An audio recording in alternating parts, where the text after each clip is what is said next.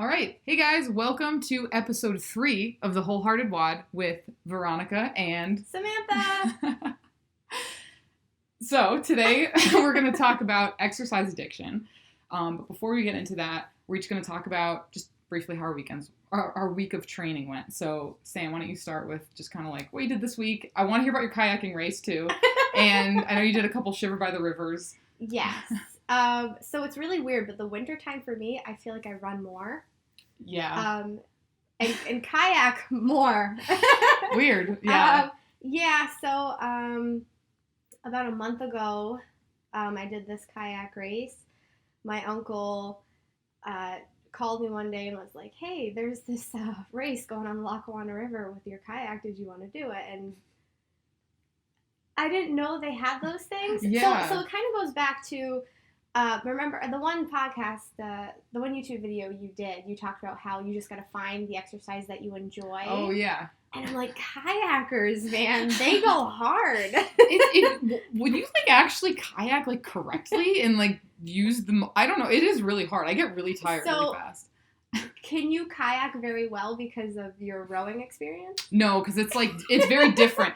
Rowing, you're mostly using your legs. Kayaking is you're pulling and using core and arms and shoulder. So I'm actually very bad at kayaking because comparatively my shoulder and core strength isn't as good as my legs. So I get so fatigued. So when the race started, it was freezing. My husband Ryan was actually supposed to do it with me, but we got a snowstorm, so he got called out to go salt and plow, which sucks. But I started off slow, kind of just oh, this is cool. I'm going to do this for the experience. Yeah. And then I started passing people. And then you're like, yes! I got this! But it is a lot of core. What actually fatigued on me the most was my left shoulder. I have a lot of scar tissue. Oh. So that's why I see Jacob, the chiropractor, to get the cupping. Yeah. Because it's the only thing that seems to work on my scar tissue. Oh, interesting. I've tried everything. I tried the chirotherapy. I've tried deep tissue massages. They do great, but nothing helps with that as much as the cupping. So anyway, as I was kayaking, the only thing that really bugged me was my left shoulder. And before the race happened, I was walking back to my car, and I slipped on the ice. Oh, God. Right on my ass. And I whacked my thumb off the ground. Really? And that bothered me while I was paddling. So that was that. But I ended up doing really good. I got 13th, I guess. Nice. So it was a blast. I actually overdressed because you don't take it into consideration. But once you put the life vest on, I was like, oh, I always forget about the life vest. I go kayaking on vacation. I'll go kayaking and I'm like, let me wear my bikini and get tan. And then I'm like, oh, the life vest is covering everything for my arms. Okay. Yeah. But as soon as I put that on, I remember getting in, it's not even bad when you put it on and you're standing. It's when you get in the kayak that you're like, yeah. I can't move. So it had to be all core work at that point because I only could move my torso. Yeah. And I think that's how you're supposed to do it. I remember kayaking once and someone who kayaks told me you keep your arms relatively straight and you just twist with your torso. Yes. Yeah. And you push through, there's not pedals. Oh, but there's little stirrup things that you rest your feet when on, I get aggressive, which is probably wrong, I really rock the kayak. And I lean forward as if I'm on a dirt bike, and I'm just this is a rush. So it was a lot of fun. It wasn't cold. And then afterwards they had, so this was for the LRCA, the Lackawanna River Conservation Association. Cool.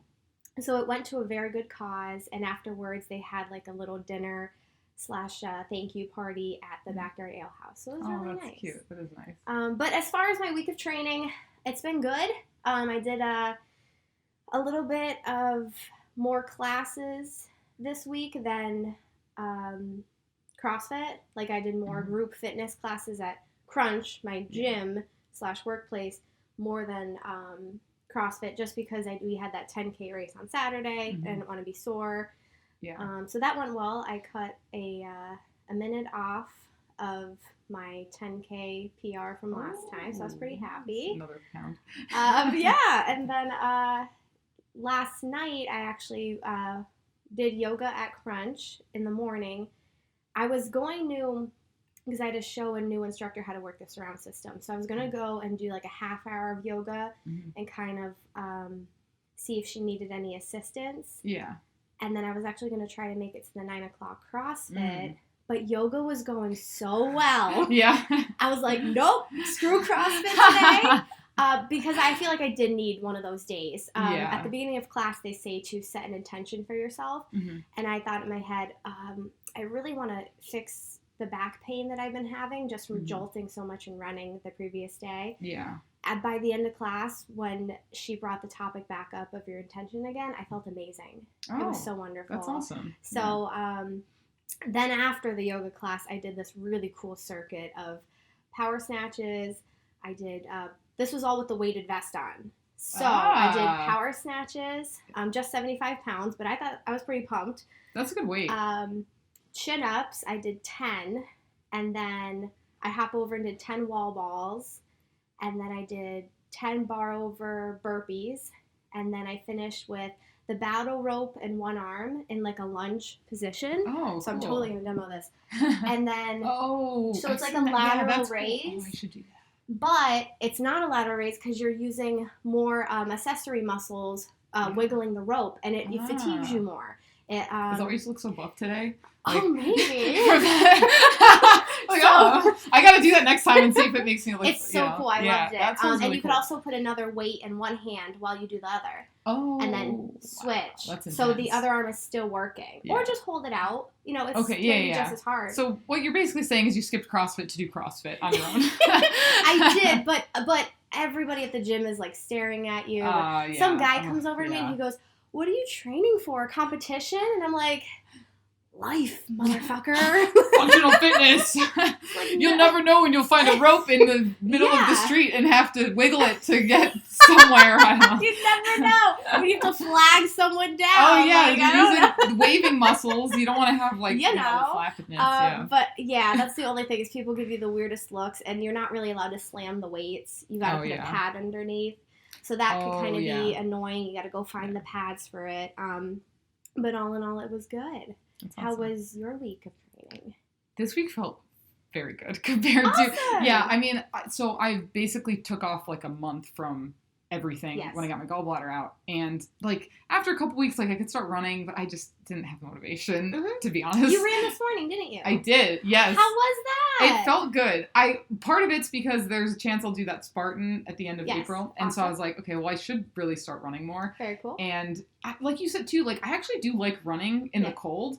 And so I just had a tank top and shorts on, and I actually got a little sweaty, even though it's like 35 degrees. Yep. Yeah, so it felt really good. And that's just something, like, I do want to get back in that habit of running in the mornings, because, like, I like doing some kind of workout to, like, kick off my day. Yes. But I don't really like doing CrossFit that early. You gotta focus on CrossFit. Yeah. Running is just one foot from the other as fast as you can. But, they say if you're warm at the start of your, like if it's cold out, if you're warm, you're overdressed. Yeah. So at the 10K on Saturday, Ryan was like, I'm so cold at the start. This is going to be perfect. That's awesome. It's so true though. Like, and the thing is too with the cold runs is I've done them when it was like 10 degrees out, which it was cold. Yeah. And your skin gets cold, but you still, your internal body heat, like you still have that and you're still getting hot from running. Yes. And honestly, the cold on your skin, like you can feel it, but it's just not what people think it is. Like people think you're going to feel like be shivering and freezing, but you're actively running. Your body temperature is fine. I feel like my lungs start to hurt though. Yeah. See, I like breathing in the cold. Like most people prefer hot air, but like I think so many years cross country skiing, I got so used to the cold air. Gotcha. Like I prefer cold. It feels better on me. Yeah. But so I ran this morning. That felt good. I think I don't know. Like the CrossFit workout today felt so good. I feel like back at where I'm not quite back at where I was, but I feel like a real CrossFitter again. Whereas when I got back from vacation, I was like, I feel like I've never done CrossFit before. Like my first workout, I never felt like I wanted to vomit in a CrossFit workout or pass out, and both of those things I thought were almost going to happen. And it was like deadlifts and running. That's probably why, because I could go more intense because it was those movements. But Yeah, today was handstand walking and bar muscle ups, and I was getting them like pretty good, and I was really happy because those two movements I've been working on for so long. So, what's really cool too, that's a good point for athletes that have to take a week off or go on vacation or have that training addiction or that they feel like they missed something. And it's cool to know that you're amazing at CrossFit, and then you came back at it and you suffered. You flatter me. But it wasn't very long when you felt back to where you were. That's what I tell people all the time. I'm like, it sucks. Yeah, you take a couple weeks off for vacation. The first couple days back are going to suck. But it's not like when you first started where it takes you months to get to this level. It's going to take you a few days, maybe a couple weeks. And I feel like sometimes you feel even more like a badass when you bounce back. Yes, because literally like a couple weeks ago, I couldn't even move certain weights that are nowhere near my PR. And like now I'm just, I was doing handstand walks and muscle ups and feeling really good. And so that's definitely... Taking time off can suck, especially, like you said, if you're a very active person and if you are more addicted to it and that kind of stuff. It depends. And it depends on who you are and your muscle groups and your genetics and your metabolism and X, Y, and Z. But since doing CrossFit, I haven't been benching much, like at all, if any. We do dumbbell presses. Yeah. But I don't usually have a spotter at the gym during the day when I'm there, so I haven't been benching much. I benched with my dad I benched with my dad yesterday. And I hit a 1 rep max of 165, and I was so stoked. Wow. 135 felt like nothing. Nice. I was so pumped. But that's awesome. I haven't been benching. Yeah, but you do you work those muscles in other ways. But that's so cool. Like bodybuilders, they think like, oh, I have to do this. I have to do this. I can't not do this regularly. Right. Well, you could if you're still training. You might not lose it. Yeah, that's a good point. Yeah, especially with if you look at bar muscle ups, like I was out for a month, and one of the third workouts back, we had bar muscle ups in the workout, and I couldn't get them, but I was getting really high, and I was almost getting them, and I was really surprised that I was even getting close because I was heavier and felt weaker. So you do bounce back very quickly, and that stuff doesn't deteriorate as fast as people think. No, not at all. Yeah. And especially if your hydration's on point, if your nutrition is on point. That's true. Gain a couple pounds, it's not going to feel like much. And then when you lose a couple pounds, you're going to be like, whoa. Oh, yeah.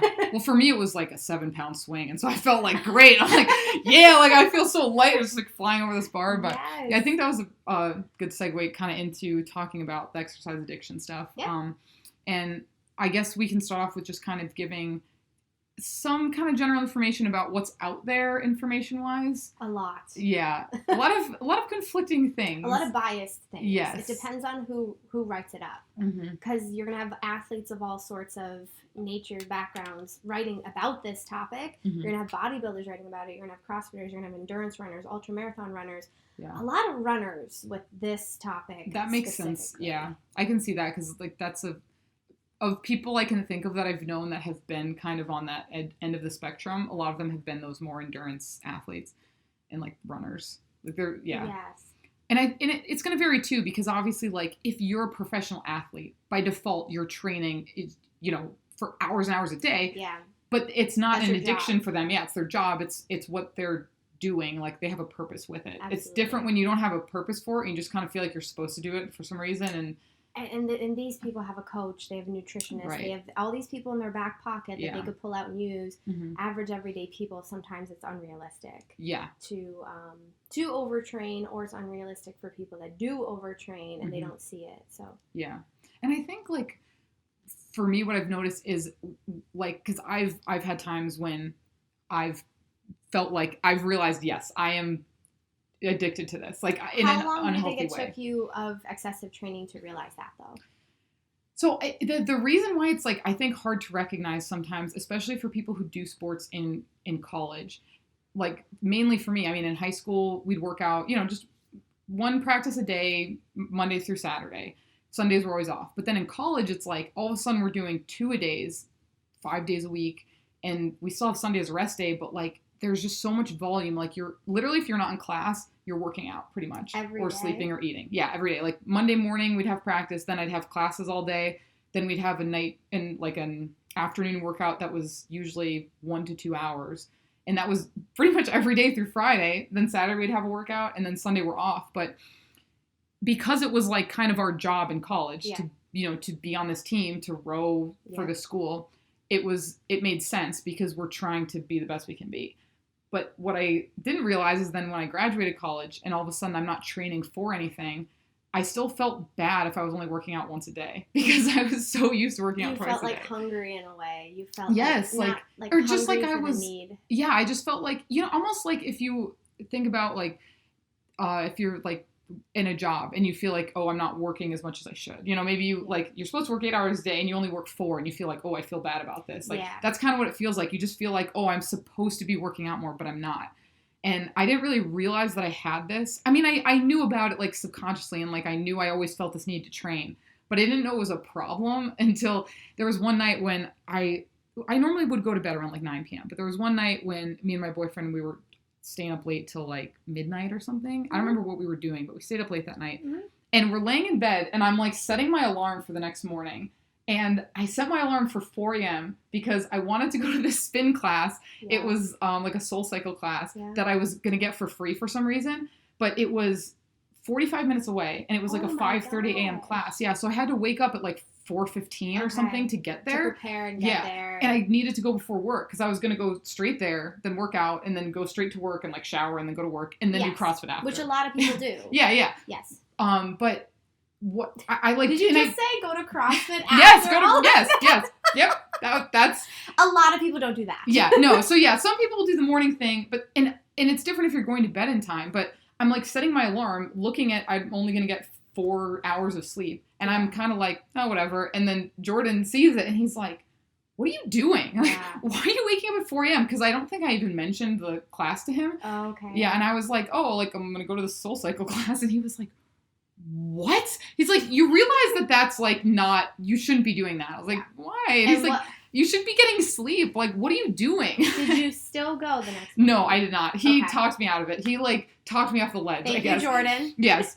Because I didn't realize that to me was where it kind of clicked, where it's like, there is a edge of this limit of like, there's a way to do it healthy. Like you can work out twice a day and it can be in a healthy way. But if you're sacrificing your almost entire night's sleep to like go work out and then I'm still working out after work, like it's not like that's the only time I can work out for a week. I was just, it was just trying to cram as much in your day as you possibly could. Exactly. Where most people would be like, I'm going to try to avoid this at all costs. Yeah. And it's different too because it's not like I was waking up to do like some skill work for CrossFit because I'm training for a comp. It was just like, I need to just fit in as many workouts as I can. And they were all very untargeted. I think that's like an easy way to kind of recognize it more is like, if your workouts, if you can't figure out how they're connected and like what they're serving a purpose for, if it's just like, I need to exercise, I think that's when it kind of starts to go towards that end of the spectrum. And that's funny because I could kind of get away with it, but not get away with it. Yeah. Because I teach group fitness classes. Right. So, with my experience with exercise addiction is when I worked third shift at the newspaper at the Times Tribune, I would work, and I think we discussed this in the first episode, but I would go into work and then I'd get out of work around 3 or 4 in the morning and then go right to the gym. And if I felt like, and I was tired, obviously. I was not bright-eyed, bushy-tailed. Like, I was exhausted. I smelled like newspaper and ink. But I love the fact that I could go to a gym that was 24 hours and no one was there. I could kind of do my own thing. It was never about, which for a lot of women, it could be about like, oh, who's at the gym, or who can see me in this outfit, or like, and I see that every day. Not at CrossFit. I see it at commercial gyms. All across the area. But that wasn't me. It was more like, I need to get this training in. I need to get this training in. To the one point where it wouldn't matter if it was like a blizzard out. It wouldn't matter. Like, I had to go. My dad would be like, just come straight home. Like, and I'd be like, no, I gotta go. And I think at that point I was like, whoa, this is a lifestyle, but you gotta know what the limit is, what a sensible limit. So you realized, like, you kind of had the thought one day of like, what am I doing? But I didn't do anything about it. Oh, okay, so, yeah. So there's that too. Yes, yeah, because same. Yeah, for me, like, for a while, like, I knew I had this need of, like, working out multiple times a day, but I thought it was okay because I was so used to it. Like, and like there are worse things. Yes, yeah, so like, working out a lot, like, we're that's justifying it. Exactly, yeah. But when like I said, I could kind of get away with it because I teach group fitness classes. So, on Wednesdays, I teach a 6:30, like a 6:30 cardio-based class in the group fitness room. I teach spin at 9. That's 45 minutes of high-intensity cardio. Mm-hmm. And then I go to CrossFit at noon. And then on Wednesdays in the summer, me and my husband will ride our dirt bikes at night. And that's a whole other intense workout. Yeah. It is, though, like, for you, it is your job. Like, you are a personal trainer first. Like, instructor, yeah. Yeah. For me, like, yeah, I coach CrossFit, but it's not my main job. So, like, there is so my you border. Just look crazy, right? You look like justified. Working. Yes, but there's that kind of like that's why it's important to think about your specific situation because like for me, yeah, I have a different kind of limit or range than you do because like by default you're teaching classes, you're doing this more, and like it's your job to be fit and like to help people get fit. Yes, you know? and that's hard to balance too, though, because then you're hungry and then you got to schedule your eating and I do it with the members. Like if all the members' form is good in a group fitness class and they're all good to go, yeah, hell yeah, I'll drop down and do burpees with the multi-mountain climbers. I'm not the kind of instructor that just shows the class what to do and then watches them. I love being hands-on and I love motivating them. And if someone in the class is modifying and they're not doing jump squats, they're just doing like calf raises, I'll stand next to them and do calf raises so that they don't feel... Yeah, they don't feel like weird about it. So no matter what, I am moving. Yeah. So what's your thoughts on excessive exercise addiction for maybe just like the average person?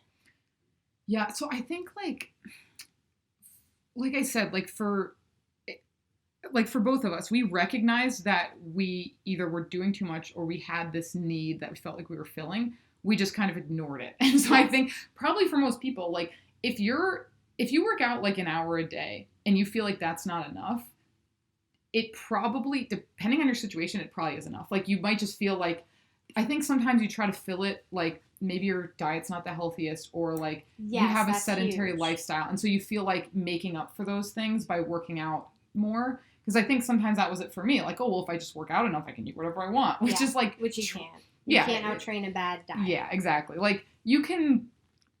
it might help a little bit, but it doesn't help as much as people think. Like, if you work out an hour more, but that burns off, like, not that much junk that you're eating. Like, no. Yeah. And that's the thing, too. That I think that's the differentiator. Like, if you're working out more than an hour a day, if it's not for performance, then what is it for? Yes. You know, like, because if you look at, like... boredom. Yeah, exactly. Boredom. I know people that will go to the gym in the morning for 3 hours. There's this one older guy. He'll go in there for 3 hours in the morning. He doesn't have a job. He's retired. He comes back in at night. Oh, yeah. There are a couple members that will do a class in the morning, a class at night, and it's just because that, not just because it's their lifestyle, but because they feel like they have to be there versus other places. Oh, I see. Yeah. So sometimes it's filling in for something else maybe you don't want to do or you just are avoiding. And then I think a big big thing is just like trying to make up for other things that lack. And like it's different too. Like when I'm training for competition, I'm going to do more volume. Like I was training for a CrossFit competition a couple years ago. I started doing 2-a-days because I wanted to be prepared. I wanted to excel. I was training for a thing. If you're just in general training to be the best you can be at your sport, then like maybe you're working out a lot, but it's like different if it's just you feel this need to just kind of fill your time with doing this and it's not really targeted in a way. To me, that's like kind of what it means. I don't know if it means anything different to you. I think it depends on the type of workouts too, because there are in the world of weightlifting and bodybuilding, if you do one muscle group in the morning and another one at night, you're not really going to feel the effects of excessive training. Yeah. But I definitely think so when it comes to runners and CrossFitters and high endurance athletes. They say your risk for heart attack or stroke goes down if you exercise, at least once a week. But on the other scale of things, if you work out excessively every day, your risk for heart attack or stroke goes up. Yeah. But the naysayers are going to be like, well, once a week for me. Yeah, right, yeah. So there's, and it's different, like, if you're taking, I think rest days are, like, very important. Like, or active rest days. Yes. Go hike. So me and my husband will hike. We won't race our dirt bike or practice. We'll just go out for a trail ride or kayaking or like something not too as intense. Yoga. I usually, if I have a rest day, I'll do yoga at home. I'll pull up a YouTube video or I'll go to Crunch and I'll attend a yoga class. Yeah. And that, to me, forcing yourself to have a rest day and focusing on muscle recovery is actually harder than training itself. Yeah. Where some people, it's vice versa. They think, oh, the training's the hard part, the stretching and the muscle recovery part's the easy part. But I think for training addicts, it is so hard to be like, all right, I got to go foam roll now. I got to go see the chiropractor this week. I got to go see a massage therapist this day. And the older I get, the more I realize it's getting harder to recover my muscles and my injuries just from dirt bike racing. Yeah. And I'm sure it's going to be the same for you because all of your years of extreme athleticism in college. So yeah, and that's a good point too. Like I think kind of one indication for me that, like, I know when I'm getting a little too in that mindset of over-exercise is when I can't commit to those rest days. Because there have been times when, Sunday is usually, like, everyone's rest day, right? But there are times on Sundays when I'm like, oh, like, let's go on a hike. But then I'm like, oh, maybe I should wear my weight vest. Or, like, you know, like, oh, we'll go on a really intense hike and I want to feel my heart rate go up. Or we'll go kayaking and I'm, like, getting really intense with it. You know, like, you can take those active, good recovery things and turn them into something that they're not, which isn't good. Like, you need to commit to saying, like, I'm doing this to just move my body and not care about my heart rate. And that's why it's good to have those rest days with someone, whether it's a group fitness class, because if you're if we have the same mindset when it comes to, like, sports and training. So I'm not going to try to be the best in yoga. You know what I mean? So because there's other people in the room and I don't want to, if I go for a run with a running group, I'm not going to try to be the best. Yeah. Where when it comes to training on the rest day on your own, you might want to, like you said, bring the weighted vest or try to get your heart rate up even more. So that's why bringing someone into the situation might be a little bit more fun because you could slow it down. You could focus on techniques. You could focus on maybe your rowing technique or your paddling technique. That's a good point. Yeah, the technique focus, I think, is something that, like, more people, mostly for CrossFit, but it depends on your sport because especially in CrossFit, like, a lot of people, I think, don't progress because they just try to redline everything. Absolutely. And it's just every single day is just, I'm going as hard as I can. But, like, if you look at, like, a lot of professional athletes, like, they're not redlining every day. They're going at, like, maybe they're 70 or 80%, but, like, they're not, like, lying on the floor dying. That's what you see on, like, social media because that's what they're going to post and that's what people want to see. 100%. Yeah. And I love that you said that because they post where they look the muscle pumped, where they look sweaty, where they look mean, where they look in the zone. Yeah. They're not going to post a lot on those workouts, or maybe they just put on sweats and a t-shirt and walked on the treadmill and did a couple light-weighted lifts. They're not going to post that. Yeah.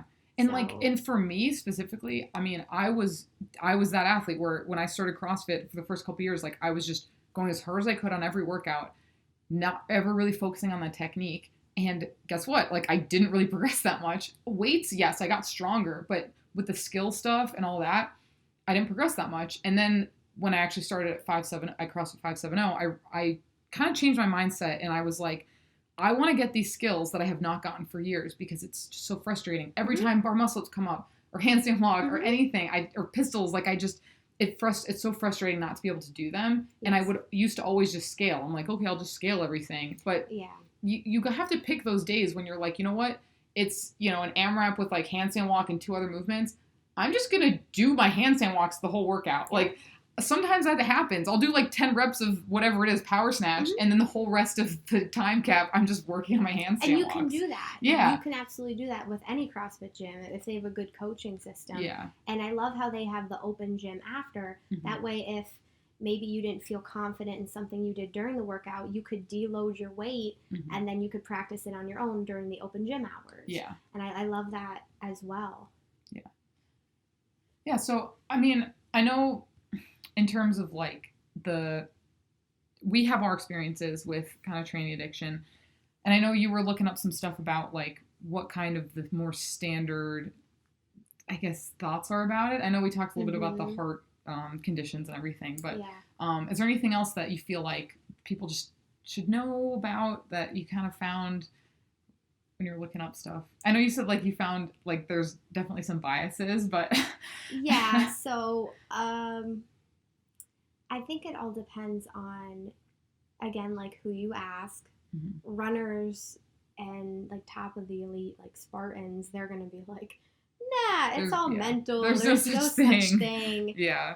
Which, to be fair, like you can, as a human, like you can get through a lot. Like, you know, like you can push yourself every single day and like get through hell. But it's like, is that your goal? Like, is your goal just to beat yourself down and mentally just be drained and like hate everything? Yeah, just because you have a higher tolerance for the pain cave more than most people doesn't mean you should always redline that or see that. Yeah. And I like how in CrossFit they say go 80%, go 70%. Yeah. And although you're not going to remember those numbers at those percentages while you're in that class, it's not necessarily telling you the percent, but it's the coach's way of telling you, don't 1 rep max this shit. Yeah. Calm down. Yes, and it also depends on how you feel that day.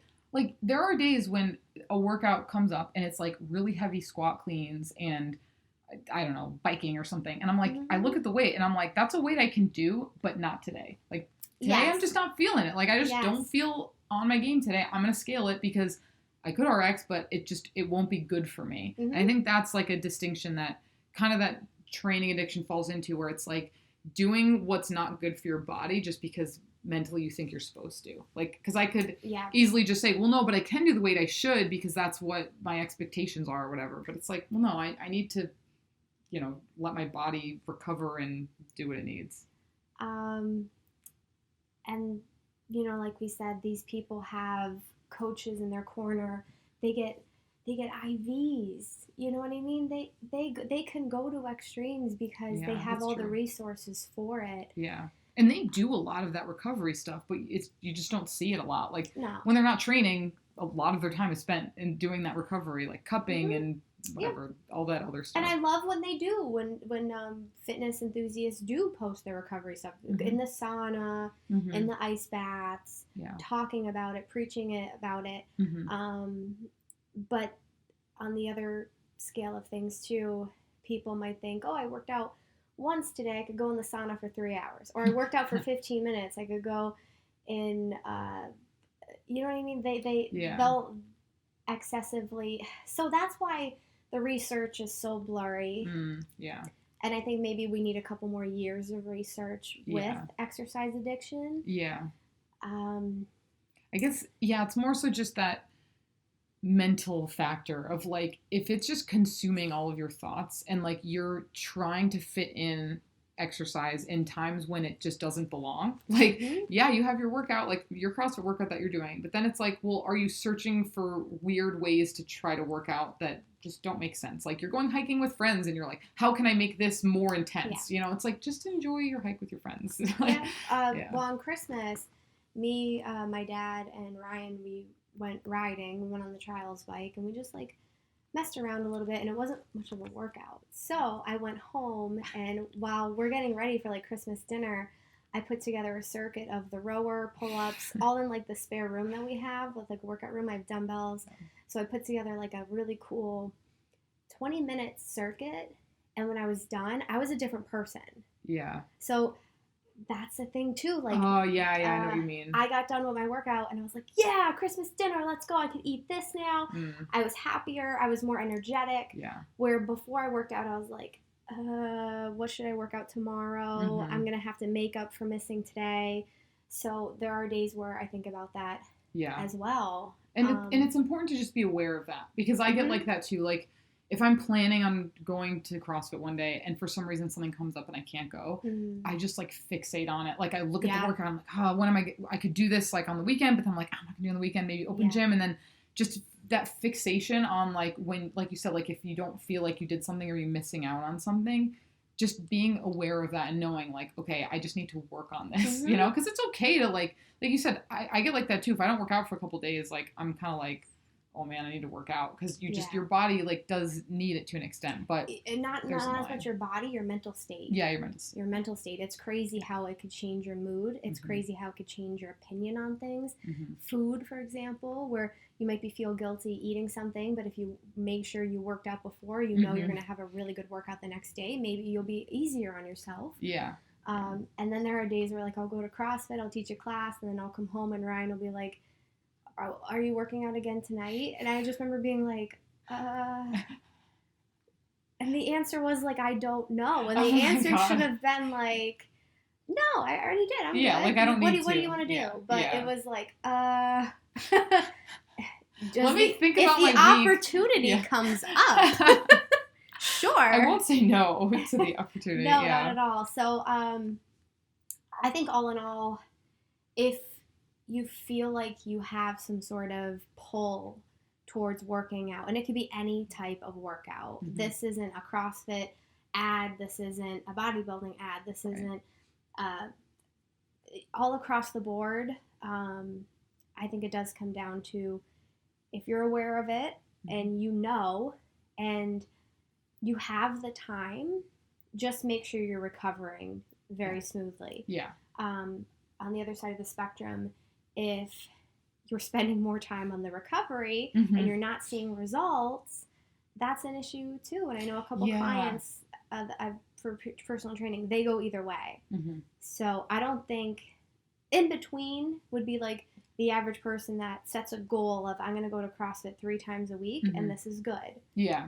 They're lowering their risk for stroke, heart disease, their they're lowering their depression, anxiety. Yeah. So there are worse things. Yeah, exactly. And it does depend, right? Like today I worked out. I did a lot of working out today. Like I did like core work and handstand work in the morning because Piper's face is like, I know, Mom. Yeah, she's like, I saw. But like I knew there was handstand walks in the workout today. So I did a lot of handstand holds and like just really warming that up this morning and did some core work. Does it take your wrists a long time to warm up?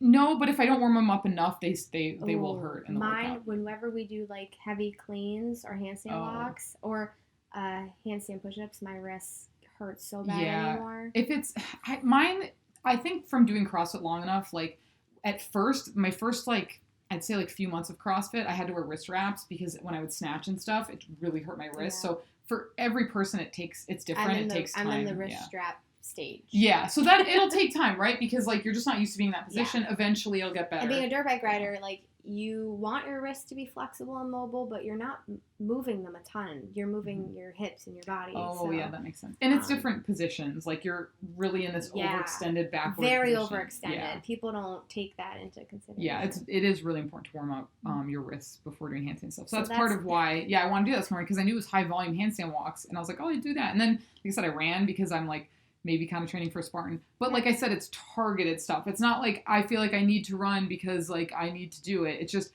I know I want to be able to perform for this thing. And I did things targeted towards something. And I love it's not because you want to look a certain way. Right. I 100% love that it's because you need to perform as an athlete a certain way. And that's literally why I struggle with running because there isn't a lot of running in CrossFit. And usually when there is running in a WOD, I do fine. Like I'm one of the faster runners because most CrossFitters aren't very good at running. Yeah. So it's hard for me to like train running because I'd rather train handstand walks, something that I really struggle with. And it's funny though, because I do feel better when I run regularly. Yes, but it's just hard for me to like get motivated to do something that I know is going to make me feel better later. We need to run more this year. We should run more together. We should, yeah. That's fun. We'll have to find a meet in the middle spot for us. Yes. Definitely. With our training addiction. Yes. So, but again, like it's a no one's perfect. No. And it's just acknowledging it and just trying not to let it get out of hand because it used to get way more out of hand for me. If it's hurting your body, be aware of it. But if it's making your mental state better, also be aware of it and notice that if you fall off the wagon, it might be something that you're going to end up missing.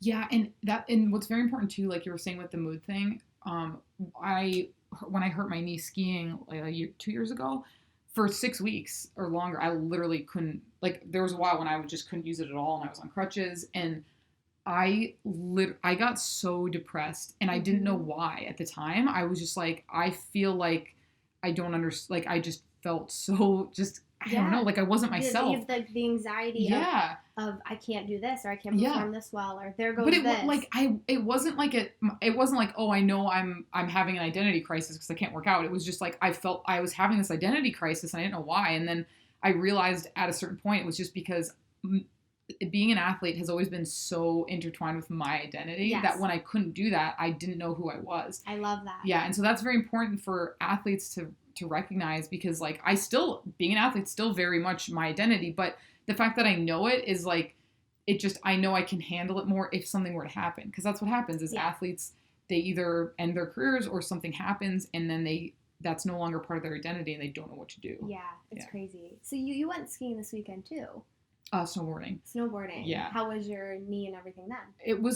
I had to like take a lot of breaks because my knee started to kind of like hurt, but I mean, that was my first time going, so I was just going on the bunny hill and like not doing very much anyway, but I took lots and lots of breaks because I didn't want to like, it got to the points where it was hurting that I couldn't really like focus on what I was doing. Okay. Not and hurting, guess what, hurting, people? but, that's okay. Yeah, like I did, ideally maybe I would have done more, but I did enough to kind of get a little comfortable on it, and I know I'm going to go again. So like I was happy with how much I did with like, very cool. Yeah, because what screwed me when I went skiing was that I just tried to do more than I was capable of. Of course.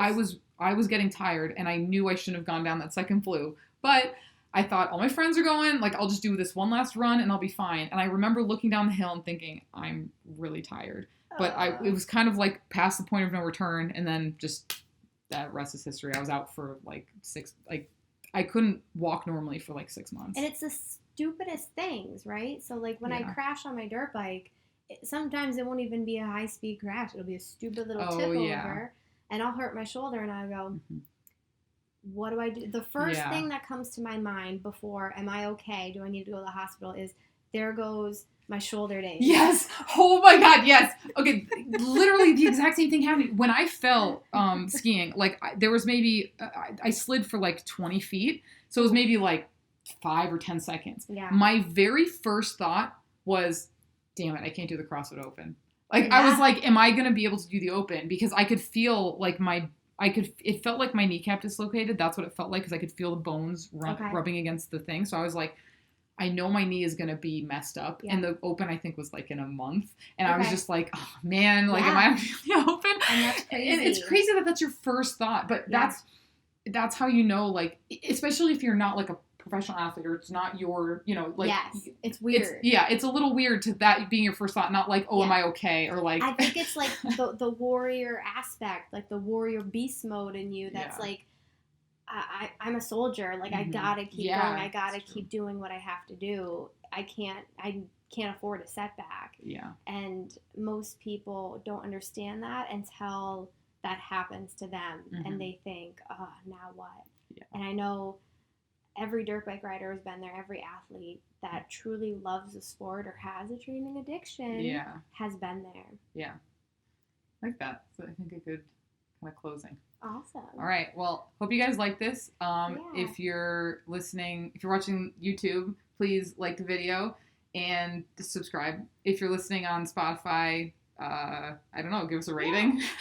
Reach out to us. Let us know what topic you want to hear next. Yes, definitely let us know what topics you guys want, because we're just thinking of these ourselves, but it helps to know what you guys want. And not that we do complete justice to them with scientific facts, but I think it does humbleize people a little bit, realizing, they're going through the exact same thing, and especially a lot of women with training. There's not a lot of, again, biased stuff out there, so maybe if they hear it from us, so... Yeah, just giving our opinions and our experiences. Hopefully it helps. And this is Piper, by the way. Yes, Piper, my dog, is here too. She's been in and out of the frame.